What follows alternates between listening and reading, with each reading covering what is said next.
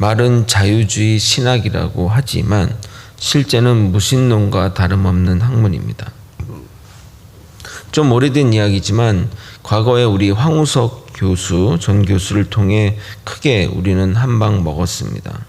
그의 연구 논문이 조작과 허상임이 밝혀졌을 때 그 실망감은 불치병 환자들에게는 믿기 힘든 사실이었습니다. 실제 거짓이란 증거가 명백함에도 불치병 환자들은 그 사실을 믿지 않았습니다. 제가 갑자기 황우석 교수 이야기를 한 이유는 학자들이라고 해서 그들이 선하다고 생각해서는 안 된다는 것을 말하고자 함입니다. 기본적으로 학문을 하는 사람들은 페이퍼와 논문으로 평가받을 수밖에 없습니다. 어제 설교에도 말씀드렸지만 성경 해석은 더 이상 새로운 해석할 것이 없습니다. 성경의 내용은 다 아는 내용입니다. 하나님이 우리에게 주신 것을 이해하지 못할 것들을 주신 것이 아닙니다. 그러나 학자로서 이름을 떨치고 명예를 드높이려면 기존과는 다른 이야기를 함으로써 이름을 높일 수 있고 그것이 금기의 영역일수록 더 많은 사람들의 관심을 가지게 됩니다. 결국 신학을 하면서 불신의 영역으로 나아갈 수밖에 없습니다. 하버드대 프랑크 무어 크로스 교수는 이 본문, 어제 읽은 그 본문이 가나안 지역에 내려오는 물로 적을 물세라는 이야기가 동일하다는 근거로 이스라엘 사람들이 자신들의 역사에 그 가나안 신화를 넣은 것이고 그것이 홍해의 기적이며 홍해의 기적은 없다고 기술하게 됩니다. 그의 이론은 센세이션을 일으켰고 그가 하버드 출신이라는 이야기로 더욱더 신뢰를 가지게 된 겁니다. 신학교 교수가 성경의 이야기가 신화를 차용한 것이라고 하는 것이 말이나 됩니까? 결국 그 제자 밑에서 자라난 신학자들 또는 목회자들은 성경은 인간이 만들어낸 것에 불과하다고 생각했을 것입니다. 유럽과 미국의 신학교는 이러한 분위기로 흘러갔고 성경은 마치 고대 문서의 하나 중으로 보는 지경에 이르게 된 겁니다. 우리가 고조선 신화, 고구려 신화처럼 말입니다. 우리나라를 대표하는 신학자이며 홀러 신학교 대학교 교수인 김세영 교수를 대표적으로 뽑는 신학자 중에 하나입니다. 바울 신학자로 최고의 권위로 세계가 인정하는 분인데 총신대에서 가르칠 때는 굉장히 복음적인 가르침을 했는데 미국에서 교수 생활하면서 가르치다 보니 주변 분위기에 동화되었는지 어느새 변질된 내용의 책을 내는 것을 보았습니다. 사람은 환경에 영향을 안 받을 수 없게 됩니다. 그러므로 우리가 이러한 것도 참 주의해야 합니다. 이단도 정말 잘못된 길로 가게 만들지만 자유주의 신학은 우리를 불신의 길로 가게 만드는 것임을 잊어서는 안 됩니다. 오늘은 마라의 쓴물을 단물로 만드는 기적입니다. 제가 어제도 말씀드렸지만 하나님이 행하시는 기적에는 반드시 의미가 있습니다. 그 의미를, 영적인 의미를 깨달아야 성경이 말하고자 하는 바를 정확하게 해석해낼 수 있습니다. 오늘 이 기적의 의미를 잘 깨달아 우리 신앙의 좋은 토대로 삼기를 예수님의 이름으로 소망합니다.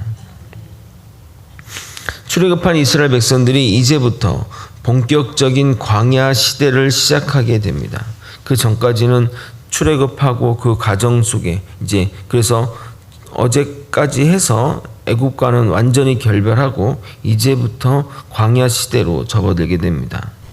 그들이 만난 광야가 바로 수르 광야 또는 에담 광야입니다. 사진을 보면 제가 파란색으로 색칠을 했는데 여기에 위치하게 됩니다. 네, 사진 보시면 거기에 위치하게 됩니다. 수르 광야에서 사흘 길을 걸어 마라라는 곳에 이르게 됩니다. 출애굽한 지 시간이 되었기에 당연히 그들이 애굽에서 가져온 물은 다 떨어질 것입니다. 인간이 겪는 고통 중에 가장 큰 고통이 물이 없는 고통이 가장 힘들다고 합니다.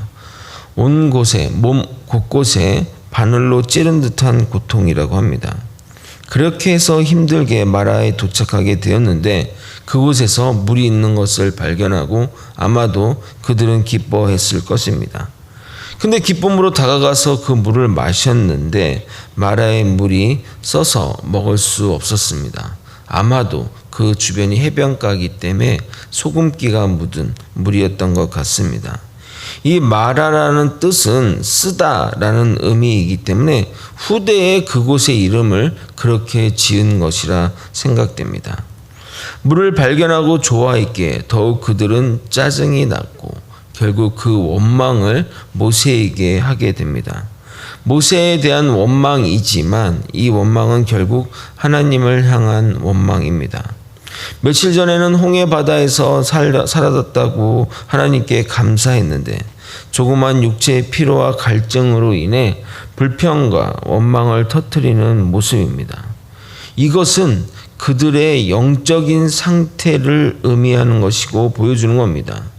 이제 본격적인 광야 시대를 가야 하는데 그들은 물은 물인데 먹을 수 없는 물, 즉 쓴물과 같은 상태라는 겁니다. 그러므로 출애굽기의 중요한 주제가 또 하나 나오게 됩니다.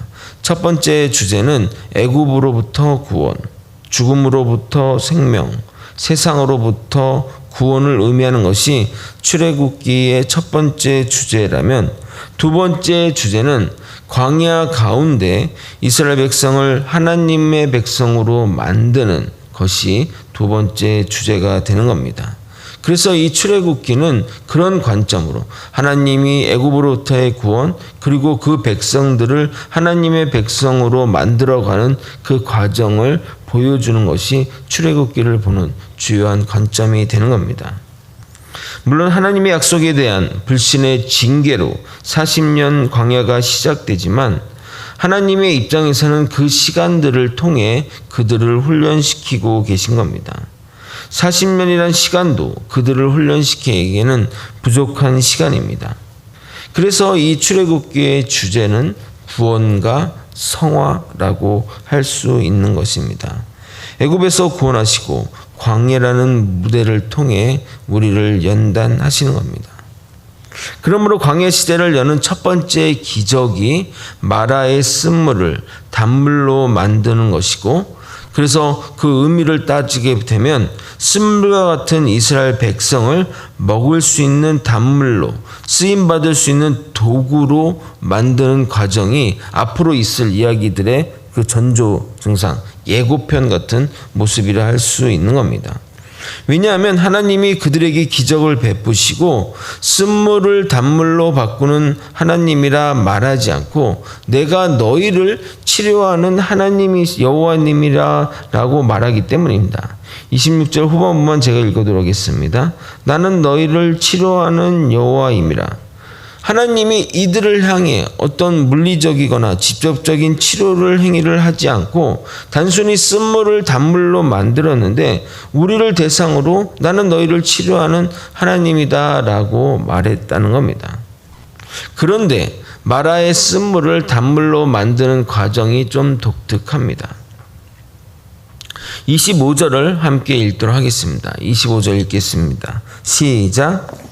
모세가 여호와께 부르짖었더니 여호와께서 그 눈을 가리키시니 그가 들어간지니 알게 되었더라. 거기서 율례를 정하시고 그들을 시험하실세. 모세는 이스라엘 백성들의 그 원망이 너무나 힘들었던지 하나님께 울부짖으며 도와달라고 기도합니다. 그러자 하나님이 나무를 가리키며 저 나무를 물에 던지라고 합니다. 왜 나무일까요? 하나님의 이적을 나타내는 도구뿐이라 하기에는 약간 조금 의심이 되는 또 뭔가 좀 의미가 있지 않을까 하는 생각이 듭니다. 성경에서 나무는 주로 생명을 의미합니다. 요한계시록 22장 2절을 보면 길 가운데로 흐르더라 강 좌우에 생명나무가 있어 12가지 열매를 맺되 달마다 그 열매를 맺고 그 나무 잎사귀들은 만국을 치료하기 위하여 있더라. 여러분 또 나무 하면 어떤 이미지가 또 떠오르십니까? 잘 생각해 보시면 떠오르는 이미지가 있습니다. 뭐 돌이나 뭐 다른 것이 아닌 왜 하필 나무였을까요? 신명기 21장 23절입니다. 그 시체를 나무 위에 밤새도록 두지 말고 그 날에 장사하여 내 하나님 여호와께서 내게 기업으로 주시는 땅을 더럽히지 말라. 나무에 달린 자는 하나님께 저주를 받았습니다. 바로 나무는 예수님의 십자가를 의미합니다. 예수님의 십자가를 던지니 죽었던 물이 생명의 물로 바뀌게 된 겁니다. 할렐루야. 이러한 해석을 영적인 해석이라고 하는데 조금 조심스럽지만 성경 곳곳에는 이렇게 예수님의 예표를 심어 놓았고 구속사적 관점으로 성경을 보는 분들은 이렇게 해석합니다. 저는 그렇게 해석해도 좋다고 생각합니다. 왜냐하면 모세가 그 말을 믿고 던졌기 때문입니다. 나무가 쓴물을 단물로 만든다는 것은 매우 넌센스한 일임에도 불구하고 그 말을 하나님의 말을 믿고 던졌더니 단물이 된 것처럼 믿음으로 나아가니 우리에게 구원이 주어지는 것과 동일한 모습을 볼 수 있습니다. 여러분이 영화를 선택할 때 가장 미치는 요소, 영화를 고를 때 가장 많은 영향을 미치는 요소가 무엇입니까? 요즘은 코로나로 인해 영화관 간 지가 너무 오래되는데 보통 저는 많은 사람들의 입소문을 따라가는 것이 또 영화 선택의 이유였습니다. 그런데 개봉날 당일날 나는 보겠다. 영화가 개봉하자마자 보겠다고 마음을 먹으면 무엇을 보고 갑니까? 아마도 예고편을 보고 결정하게 됩니다. 저희 둘째 아들이 스파이더맨을 엄청 좋아하는데 그거 나오기를 손꼽아 기다리며 개봉날 보겠다고 벼르고 있습니다. 요즘은 예고편 그거 하나 가지고 그 예고편을 가지고 실제 본 영화의 내용들이 어떻게 될 것인가 추측해서 알려주는 유튜버들이 많은데 그런 내용을 보게 되면 뭐 이렇게 될 것이다. 이게 이렇게 되는 것을 뭐 상징한다. 뭐 하는 식으로 이제 설명하는데 개봉날 돼 봐야 정확히 알 수 있을 것입니다. 그런데 오늘 하나님이 율법 수여의 예고편을 실행하고 계십니다. 25절, 26절을 한번 다시 읽어보도록 하겠습니다. 함께 읽겠습니다. 모세가 여호와께 부르짖었더니 여호와께서 그에게 한 나무를 가리키시니 그가 물에 던지니 물이 달게 되었더라. 거기서 여호와께서 그들을 위하여 법도와 율례를 정하시고 그들을 시험하실세. 이르시되 너희가 너희 하나님 나 여호와의 말을 들어 순종하고 내가 보기에 의를 행하며 내 계명의 귀를 기울이며 내 모든 규례를 지키면 내가 애굽 사람에게 내린 모든 질병 중 하나도 너희에게 내리지 아니하리니 나는 너희를 치료하는 여호와임이라. 아멘. 마라의 쓴물을 단물로 바꾸신 후에 하나님은 이스라엘 백성에게 이러한 말씀을 선포하십니다. 그들에게 법도와 규례를 정하시고 그들에게 시험하여 말합니다. 너희가 여호와의 말씀에 순종하면 내가 애굽에서 내린 질병을 내리지 않겠다고 말씀하십니다. 결국 마라의 쓴물 사건은 하나님이 쓴물과 같은 이스라엘 백성들을 성숙한 인격체로 만들기 위한 연단으로 이해할 수 있습니다. 왜냐하면 거룩한 가나안 땅에 들어가기 위해서는 합당하고 거룩한 백성이 되어야 하기 때문입니다. 결국 거룩하고 합당한 백성이 되는 것은 여호와의 말씀을 듣고 순종하는 것임을 알려주고 계십니다. 이처럼 하나님은 이스라엘 백성들이 시내산에 가서 본격적인 율법 수여하기 전에 미리 예고편처럼 이스라엘 백성들에게 시험하며 테스트하며 말씀하시는 겁니다. 너희가 이렇게 본격적인 율법을 받으면 꼭 순종하라고 말입니다. 말씀을 정리하겠습니다. 마라의 쓴물을 단물로 바꾸는 기적은 단순한 기적이 아닙니다. 영적인 의미가 여러 가지 담겨 있지만 첫 번째, 쓴물과 같은 이스라엘 백성들을 가나안 땅에 들어가기 전에 단물로 바꾸시겠다는 의미를 내포하고 있습니다. 쓴물이 단물이 되는 과정은 말씀의 순종 여부에 결정되기 때문에 광야 시절 이 이야기들은 순종과 불순종의 싸움이 되는 것입니다.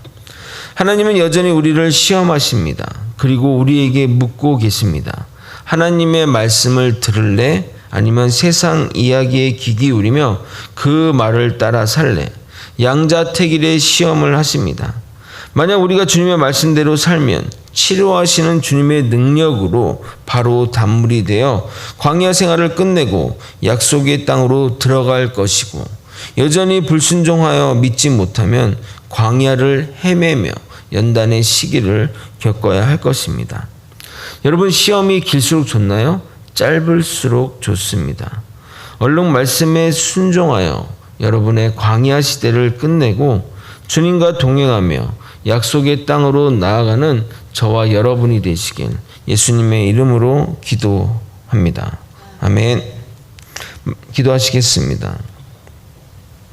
하나님 아버지, 마라의 쓴물 같은 우리를 하나님이 쓰시기에 적합한 단물로 만들어가지는 아버지 이 땅의 삶을 아버지 잘 깨달아 아버지 하나님의 말씀에 순종하며 나아가는 우리가 되게 하여 주시옵소서.